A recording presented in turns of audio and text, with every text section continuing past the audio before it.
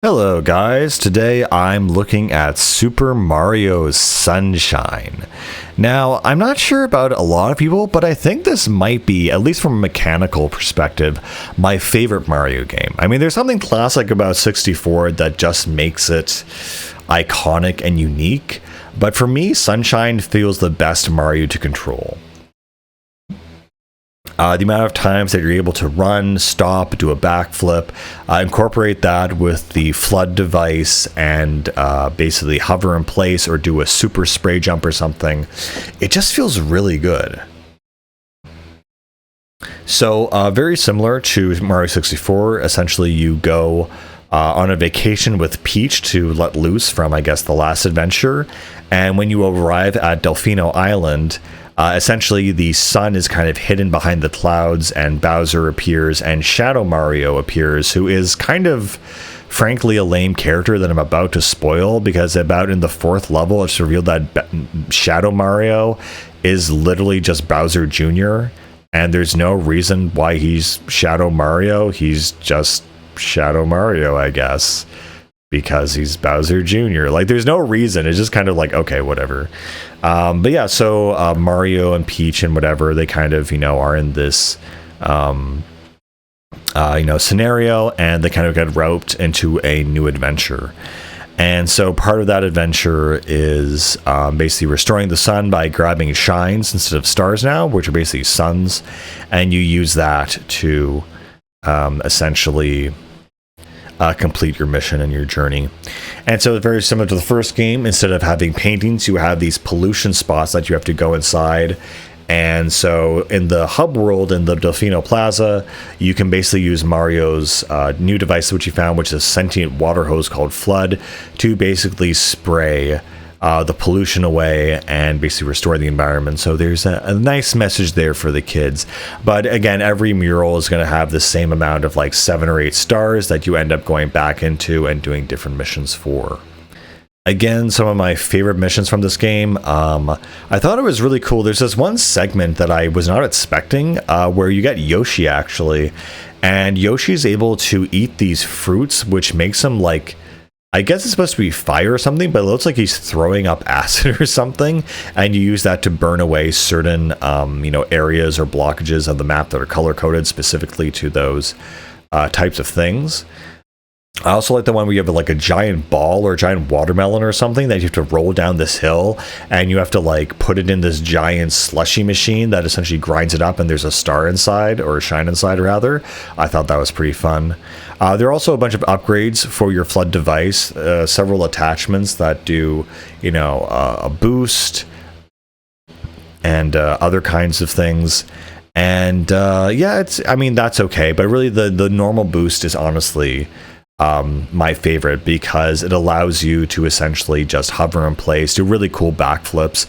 So if you do like a triple jump and you just miss your edge, you can float and are able to essentially recover somewhat. Of course, each stage also has, the average 8, red coins, which you get for a star for, with an additional, I'm not sure how many, like about 100 or so blue coins, which are kind of these one-time collectibles.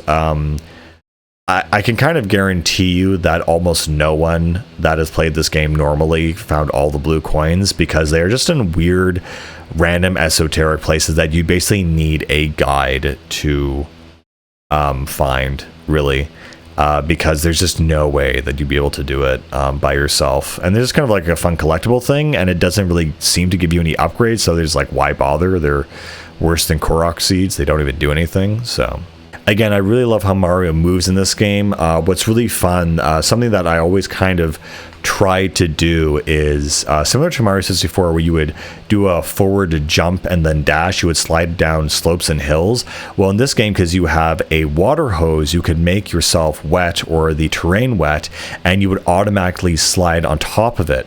And so that would give you a little boost. So I feel like the amount of speed and movement capabilities that Mario has in this game is pretty much the best it's ever been, and we wouldn't see it again until, well, no, we won't ever see it again. Even I feel Odyssey is nerfed in some certain ways, and what they allow you to do in this game is just kind of ridiculous in my opinion.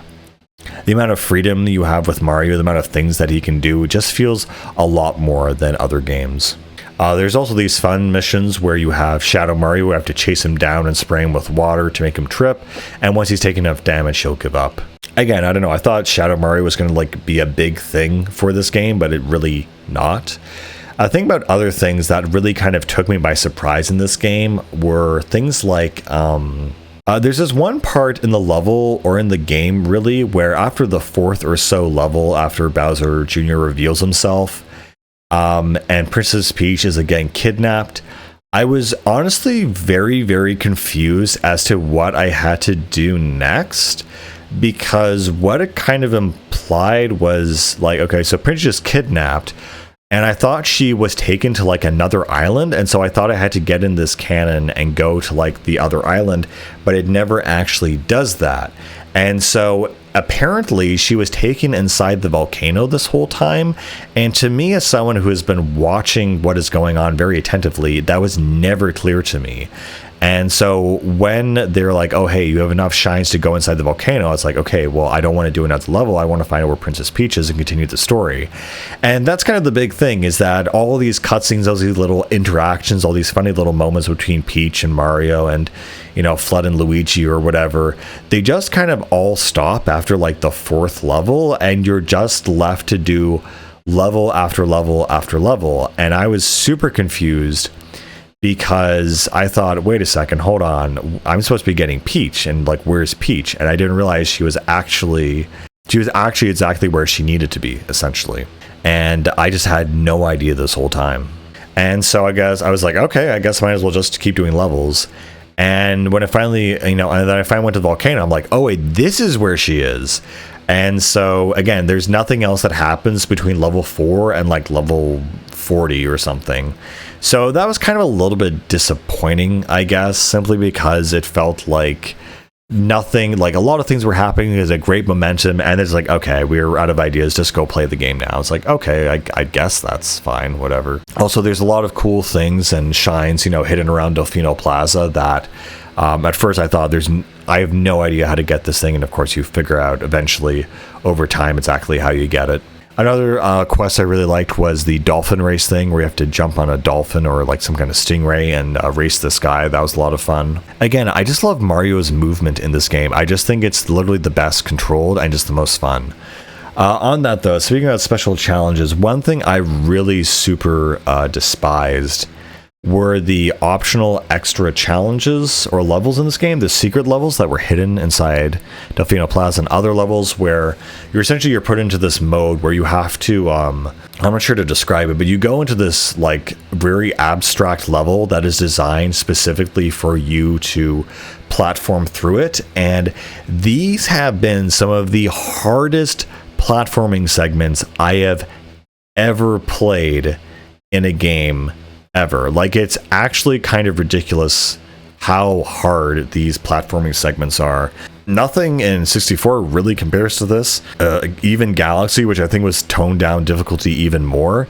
So for me, I think these sections have been the hardest Mario experiences I've ever had. I think everyone remembers the very infamous level with the Chuckster.